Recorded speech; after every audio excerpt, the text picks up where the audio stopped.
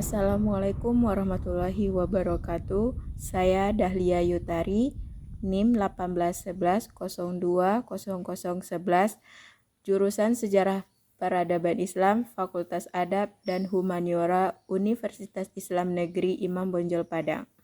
Baiklah, di sini saya akan mempresentasikan tentang proposal saya yang berjudul Peran Syekh Abdurrahman dalam perkembangan Tarekat Naqsabandiyah di Surau Batu Hampar. Outline proposal terdiri dari latar belakang masalah, rumusan dan batasan masalah, tujuan dan kegunaan penelitian, penjelasan judul, metode penelitian, sistematika penulisan, dan daftar bacaan. Latar belakang masalah. Dalam tradisi keilmuan Islam, tarekat merupakan bagian dari tasawuf atau sufisme. Sebaliknya, tasawuf dapat dipisahkan tanpa ada hubungan dengan tarekat.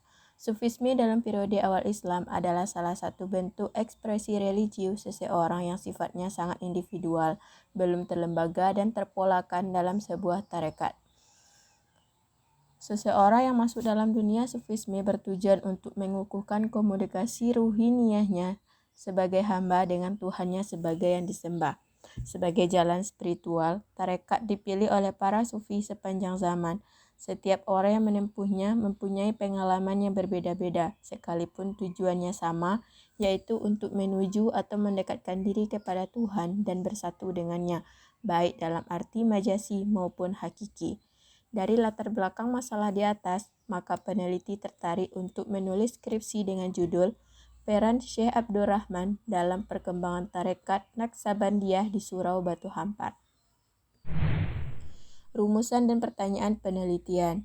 Rumusan pertanyaan dari proposal ini adalah bagaimana peran Syekh Abdurrahman dalam perkembangan tarekat Naqsabandiyah di Surau Batu Hampar. Sedangkan pertanyaan penelitiannya terdiri dari 3 poin. 1. Bagaimana perkembangan tarekat Naqsabandiyah pada masa pimpinan Syekh Abdurrahman? 2. Bagaimana penerapan ajaran-ajaran tarekat di Surau Batu Hampar? 3. Apa saja dampak ajaran tarekat terhadap pengikutnya? Batasan masalah dari penelitian ini ada 3. Yang pertama, batasan tematis. Penulis membatasi pokok kajian yang akan dijadikan objek penulisan penelitiannya, yaitu seberapa besar ajaran tarekat Naqsabandiyah di Surau Syekh Abdurrahman terhadap masyarakat atau pengikut tarekat. 2. Batasan temporal. Pada batasan temporal, peneliti membatasi waktu dari tahun 1840 sampai 1899. Tahun 1840 merupakan tahun kembalinya Syekh Abdurrahman menuntut ilmu dan mulai menyebarkan tarekat Naqsabandiyah di Batu Hampar. Tahun 1899 merupakan tahun wafatnya Syekh Abdurrahman. Batasan spasial dari penelitian ini adalah wilayah Batu Hampar, Kecamatan Akabiluru, Kabupaten 50 Kota. Tujuan dari penelitian ini: 1. Mengetahui perkembangan tarekat Naqsabandiyah pada masa pimpinan Syekh Abdurrahman. 2. Menjelaskan penerapan ajaran-ajaran tarekat yang ada di Surau Batu Hampar. 3. Menjelaskan kepada kita generasi muda bagaimana dampak ajaran tarekat terhadap pengikutnya. Kemudian manfaat penelitian. 1.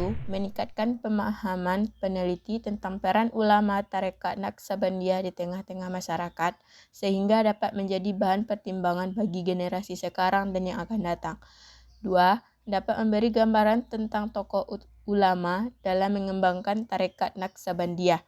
3. Penelitian ini berguna untuk menambah wawasan kepada semua warga Universitas Islam Negeri Imam Bonjol Padang, khususnya bagi mahasiswa, agar lebih dapat mengetahui bagaimana ajaran tarekat itu yang sebenarnya, bagaimana penerapan ajarannya, dan apa dampaknya bagi pengikutnya. Kemudian penjelasan judul. Agar tidak terjadi kekeliruan terhadap proposal ini, maka peneliti memberikan sedikit tentang penjelasan judulnya. Yang pertama, tarekat Naqsabandiyah merupakan satu tarekat yang luas penyebarannya, umumnya di wilayah Asia, Bosnia, Herzegovina, dan wilayah Dagestan. Tarekat ini mengutamakan pada pemahaman hakikat dan tasawuf yang mengandung unsur-unsur pemahaman rohani yang spesifik seperti tentang rasa dan zauq. Kedua, surau. Surau merupakan salah satu bangunan tempat ibadah umat Islam. Fungsinya hampir sama dengan masjid, namun ukurannya lebih kecil dan tidak dipakai untuk ibadah sholat Jumat dan sholat Id. Batu Hampar merupakan salah satu daerah yang berada di Kecamatan Akabiluru, Kabupaten 50 Kota, Sumatera Barat, Indonesia. Batu Hampar merupakan daerah yang banyak melahirkan para tokoh-tokoh sejarah seperti sang tokoh proklamator kemerdekaan Indonesia Muhammad Hatta. Kemudian metode penelitian. Metode yang digunakan dalam penelitian ini adalah metode penelitian sejarah deskripsi kualitatif dengan pendekatan sosiohistoris. Metode sejarah adalah sebuah proses yang meliputi analisis gagasan pada masa lampau untuk menemukan generalisasi yang berguna dalam usaha untuk memahami kenyataan sejarah. Metode ini juga dapat berguna untuk memahami situasi sekarang dan meramalkan masa yang akan datang.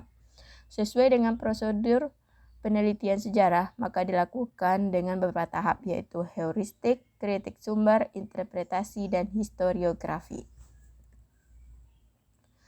Sistematika penulisan.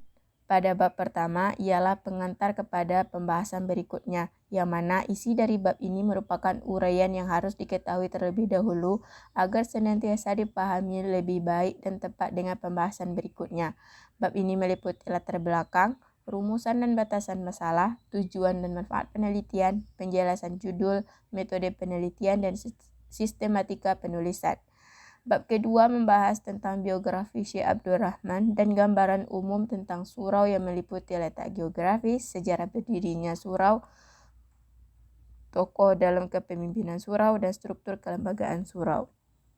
Bab ketiga membahas tentang sejarah tarekat Naqsabandiyah di surau Syekh Abdul Rahman Batu Hampar.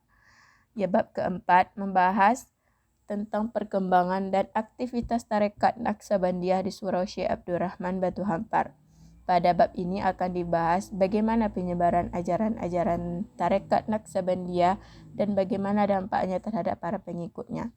Bab kelima akan membahas tentang kesimpulan dan saran.